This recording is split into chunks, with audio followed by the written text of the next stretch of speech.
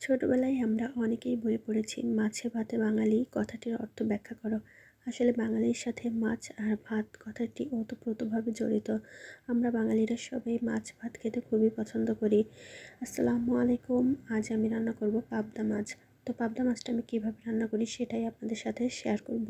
মাছটা খুব ভালোভাবে ধুয়ে নিয়েছি। এদিকে বেটে নিচ্ছি সরিষা।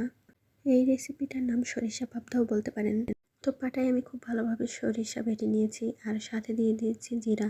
সরিষা আর জিরাটা খুবই মিহি করে সুন্দর করে বেটে নিতে হবে। সাথে দিয়ে দিচ্ছি কাঁচামরিচটাও খুব ভালোভাবে মিহি করে বেটে নিয়েছি।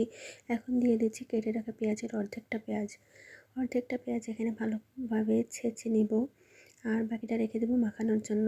তো এই যে ভালোভাবে বেটে নিয়েছি, এখন কড়াইয়ের মধ্যে দিয়ে দিচ্ছি পেঁয়াজ আর বাটা মশলাগুলো।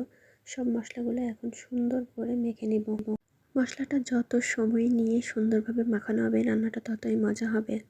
মাখানোর সময় খুব সুন্দর একটা ঘ্রাণ ছড়ায়, খুবই ভালো লাগে ঘ্রাণটা। সরিষা আর কাঁচামরিচের ঘ্রাণটা একদম মৌ মৌ করে। সাথে দিয়েছি লবণ আর হলুদ। খুব ভালোভাবে এই যে মেখে নিচ্ছি। অনেকক্ষণ সময় নিয়ে কষলে কষলে খুব ভালোভাবে মেখে নিব। যে কোনো কাজে সময় হাতে নিয়ে সুন্দর করে করলে সেই কাজটার ফলাফল খুবই ভালো হয়।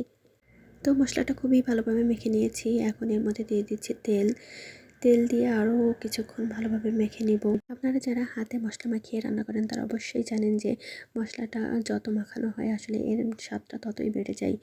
তো এই যে আমার মশলা মাখানো শেষ, এখন এর মধ্যে দিয়ে দেবো ধুয়ে রাখা মাছগুলো দিয়েও খুব ভালোভাবে মেখে নিব। তো এই যে মাছগুলো দিয়ে দিয়েছি, এখন খুব ভালোভাবে মেখে নিচ্ছি। প্রত্যেকটা মাছের গায়ে যেন মশলা মাখে সেই দিকে খেয়াল রাখতে হবে। খুবই সুন্দর করে মাখিয়ে নিচ্ছি। আপনারাও এভাবেই মাখিয়ে নেবেন।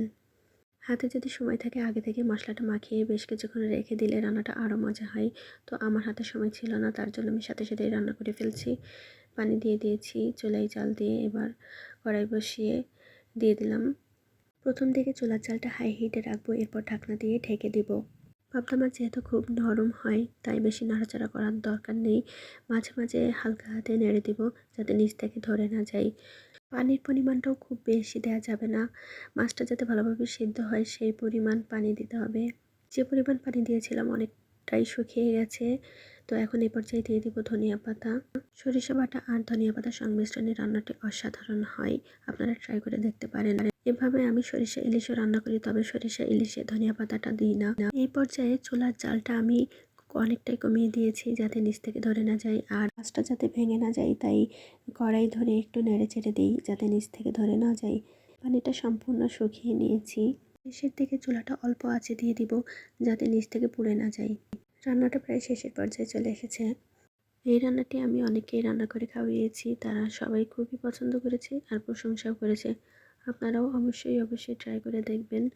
আর ভালো লাগলে আমার সাথে থাকবেন। সবাইকে অনেক অনেক ধন্যবাদ।